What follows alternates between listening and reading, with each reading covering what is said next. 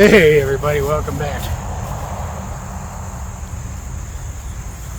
I'm going to be in and out of frame. We got a squirrely Nile monitor. It was all full of energy. But we're going to cruise around the backyard for a little while. Whether you're a lifelong keeper or just getting started, help us encourage responsible keeping, conservation, and public education in the interest of keeping our reptiles safe and healthy as we protect them for future generations. You're invited to spend time with us as we experience these awesome animals together on Intrepid Exotics. Come on, buddy. Let's go this way.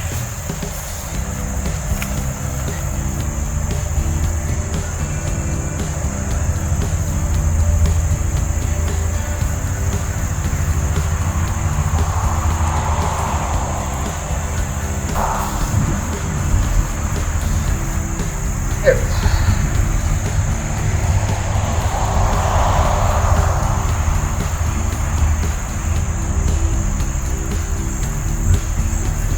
So we haven't gotten him outside as much as we would have liked to this summer, but we don't have too many more opportunities before the weather starts getting cold out here. Give him some time to get some sun, walk around.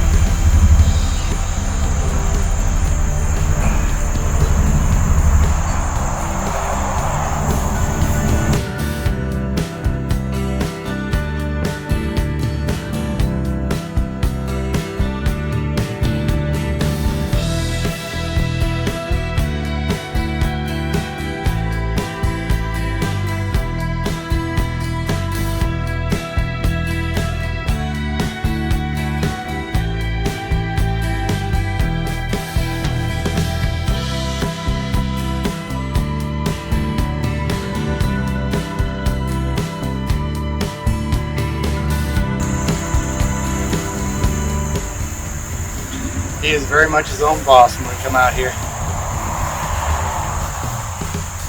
Goes wherever he wants to.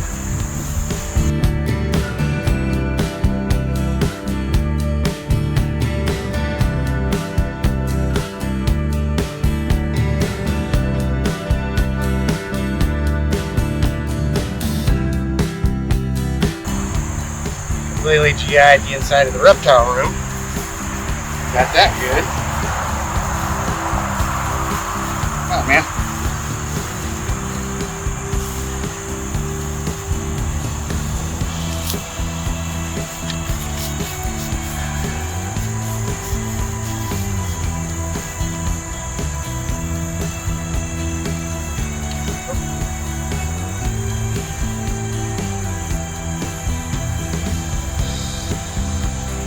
Now you guys will notice one thing that I don't do with him. When I've got him out on his leash, I don't jerk him around by it. I don't try and lead him by the leash. Pretty much just let him go wherever he wants to go. This is only to make sure he doesn't get away from me. Make sure I don't have to free chase him across the yard or anything. But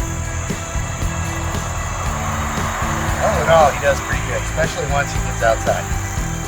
Okay, right away.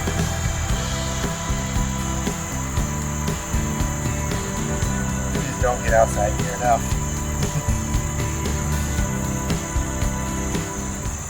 But this is really good for them. Any of your reptiles that you keep, man, anytime you can get them out in direct sunlight, helps warm them up a lot more naturally. They get those natural EPA.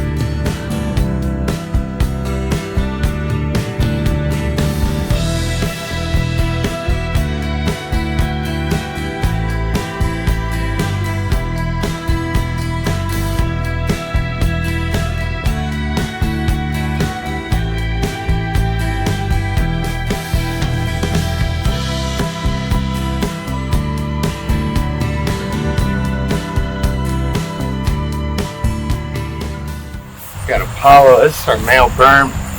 He's got to come out and get a little sun today as well. If he ever decides he wants to go down. This is the snake equivalent of a black dog. But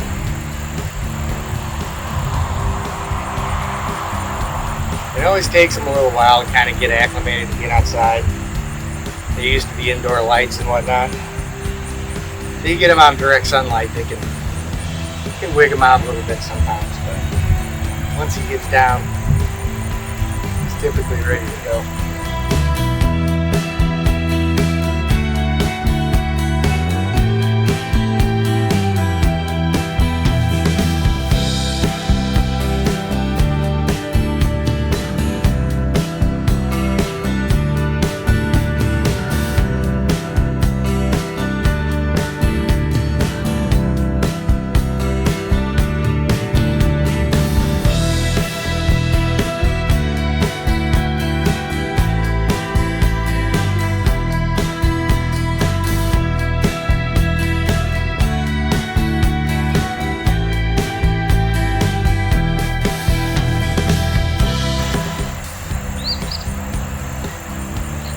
One of the sweetest animals you'll ever meet right here. This is, for any of you guys that are catching this for the first time, this is an albino Burmese python. It's male, about 12, 13 feet long, and they're most popular, most famous or infamous, I guess, depending on how you want to look at it. These are the invasive species down in Florida. You always see people running up on it, catching. It's really sad. I mean, it's kind of a necessary evil because any species that's invasive like that can be bad.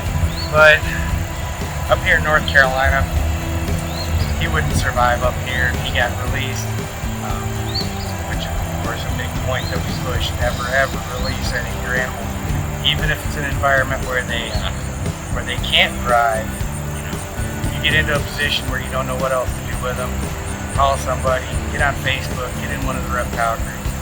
There's always somebody around that's more than willing to take that animal in instead of seeing it released. Really important. But it's really important to point out that you see how he's behaving right now? Coming right back to me because he's a big baby. But you know, when you see these guys in the wild, you see people chasing them and wrestling with them and snatching them up by the neck. It's an entirely different dynamic with our captive bred animals. As you can see, I don't have to chase him.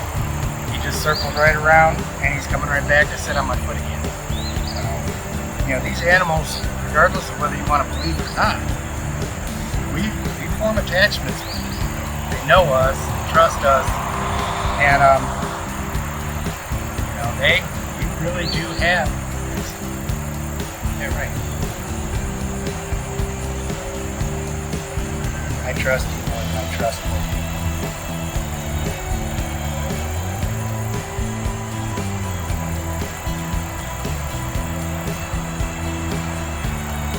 And again, with our snakes, it's really important to get them out, let them experience that natural environment, let them get that direct sunlight. Well, we've got our heating panels and things like that in there for these animals. There's nothing in the world that works quite as well as what we're provided with naturally. It's really good. And I got him first just to make sure that I wasn't already completely exhausted by the time I got him out. Kind of starting with the smallest ones, working my way up. After we put him back, we're going to go get our motley female reticulated python. Let her come out, and you're going to see a little bit of the personality difference between the burmese and the reticulated python.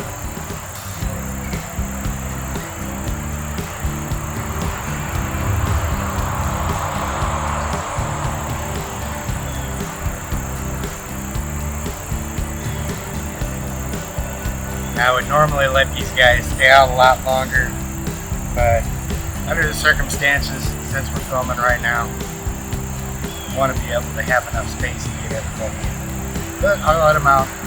Stretch their legs a little bit. And I'm sure tonight we can go back in too. Interact with these guys some more. I try and work with them a little bit at least every other day. You know, I may not be getting them out of the enclosure. I may just open the door, let them slide their head out and so forth. Just keep that relationship.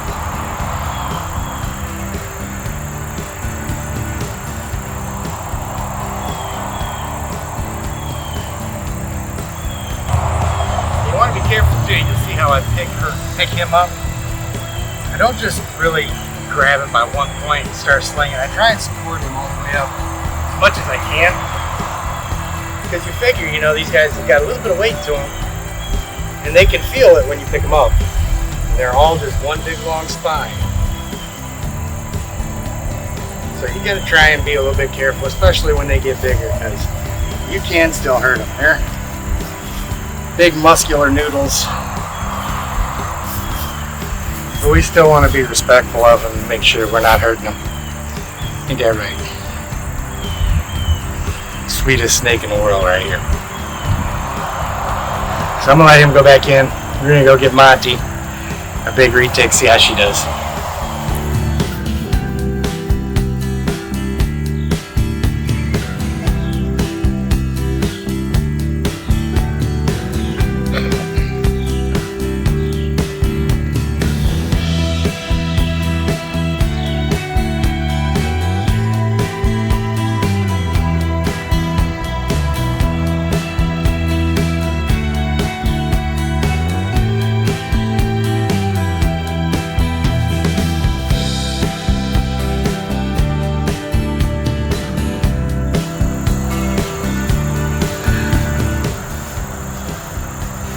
This girl, her name's Monty because I'm terrible at naming pythons, but she's about a 5-year-old, somewhere between 5 and 6, mountain female. I've had her since she was about 5 feet long, and right away you see the behavioral differences between the retics and the burms.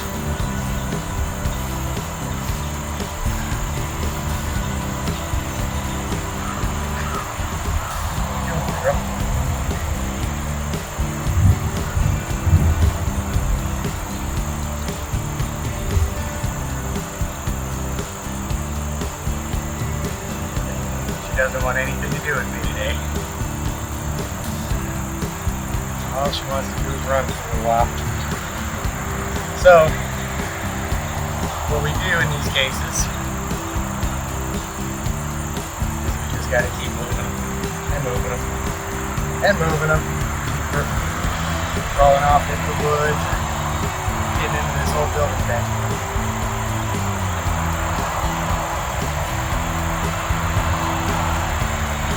You guys will notice I'm just really careful to not let her. You're wrapped all the way around my neck.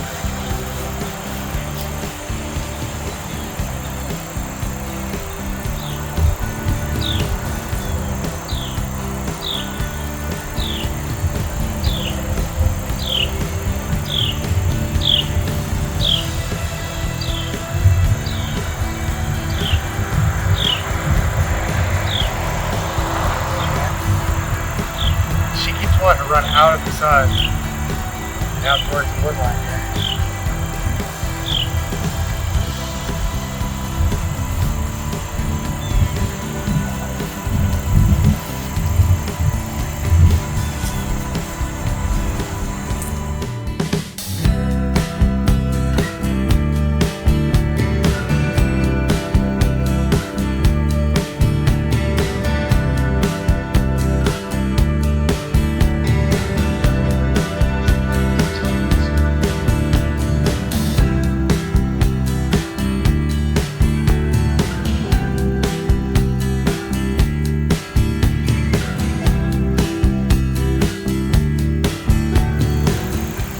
Again, one thing you guys will notice, even about these, now this is the longest snake species in the world. The only one that really gets heavier is the anaconda. And again, if all you see is the python hunter stuff out there, this is a side of it that you never get to see. These animals are so docile and so tolerant. You know, every time she's intent on going someplace, I go over, I pick her up, start kind of tossing her around and stuff like that. I have zero concern of her biting me. Ever. The only thing we really got to really watch for when we're handling the bigger snakes is that if you're holding them and they're trying to reach out to something, they'll hang on with their body. They'll constrict you. And they're not constricting you because they think it's right. They're constricting you just to hang on. But when you get a 16, 18, 20-foot snake hanging on to you while 6, 8 foot of their body is extended, you know you've got something latched onto you, because they are still really, really powerful. But it's the same with anything that we work with. Show them respect, they'll show it back to you more often than not. And again, I'm not going to keep her out here terribly long. She's really enjoyed being out here. Hopefully we get a couple more days this year. I think we will. But we can get them out and spend some more time. For the sake of video, put her back, and we're going to go get Tigger. And I'll get good and exhausted with her.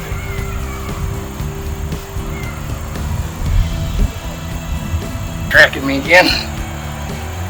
Okay, girl. She's gonna work with me. Be good, it looks like, for a minute. Maybe not. Come on, Noodle. Now we got the back breaker out.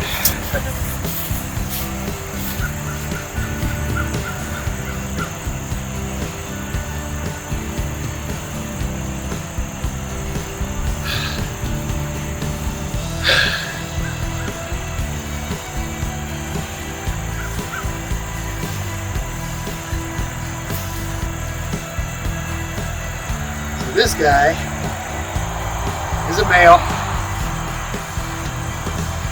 And yes, he's been popped when he was younger. We're 100% sure he's a male. A lot of people say he's the biggest male retic they've seen. And at 16 feet, he's the biggest male retic I've seen. But besides throwing my back out, getting him out of the enclosure.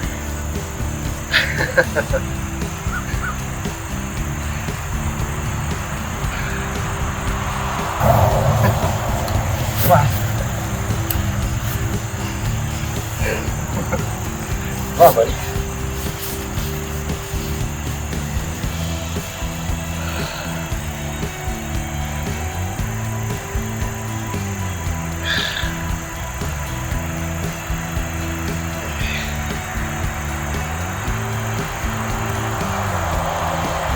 Again, you see the behavioral difference between him and the berm.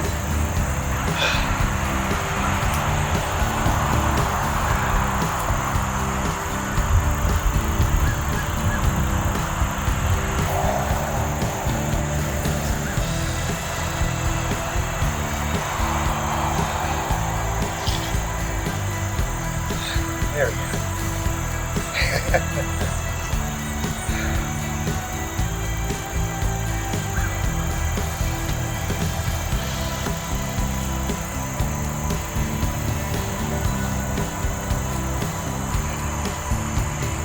How you doing, man?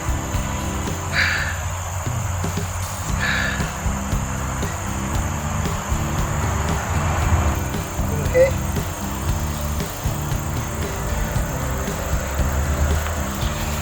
Just trying to keep the woods in the background over here.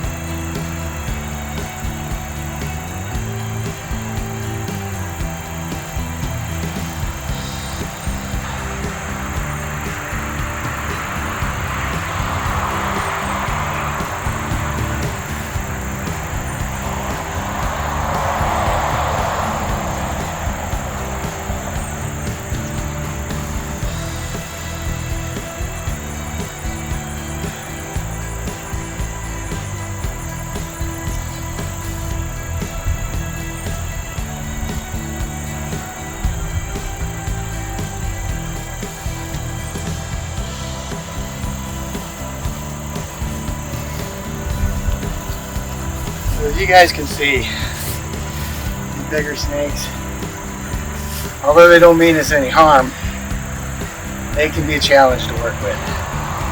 This guy, he's a purple tiger retic. He's right around 10 or 11 years old, I think. And of course, the older they get, they'll start putting some mass on, you know.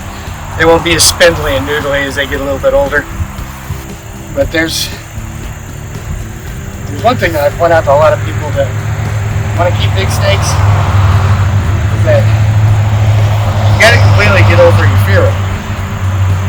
Now that means that you still respect them, you still look for the clues, you don't go in there and start trouble with them, and you know, try and antagonize them to attack you and stuff like that. You still got to treat them with respect.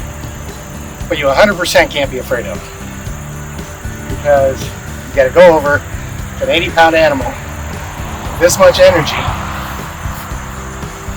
wrestle with it, throw it over your shoulder. Its mouth is going to be bumping into your face. You know, all of this stuff. That's why you just got to spend all that time building relationships with them. But when you get them out like this, and you've got to handle them, manage them, then you can do so without being afraid of them. Really, really key, really important. So I encourage everybody, if you're thinking about getting a mainland retic, definitely find somebody that has some already that you can work with, so you can start getting that feeling for it. Because you see too often, as a person's snake starts getting larger, sometimes they have their little adolescent issues and stuff, and people will start getting afraid of them and stop working with them. Worst thing you can do.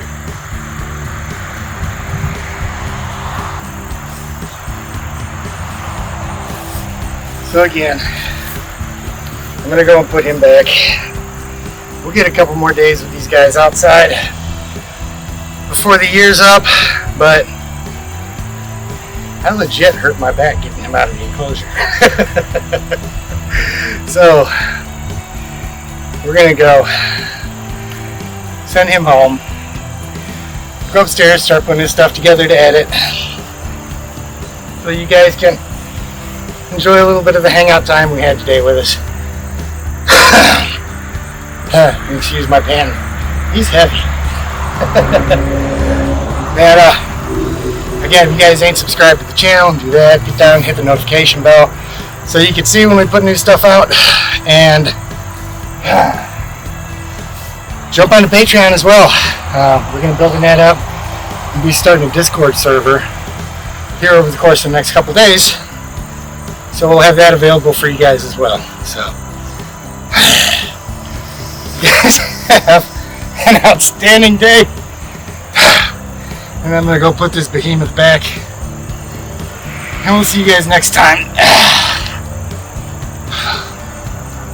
Come on. On Intrepid Exotics. Come on, old man. Kicked in my butt. What do you do for fun, don't you? There we go.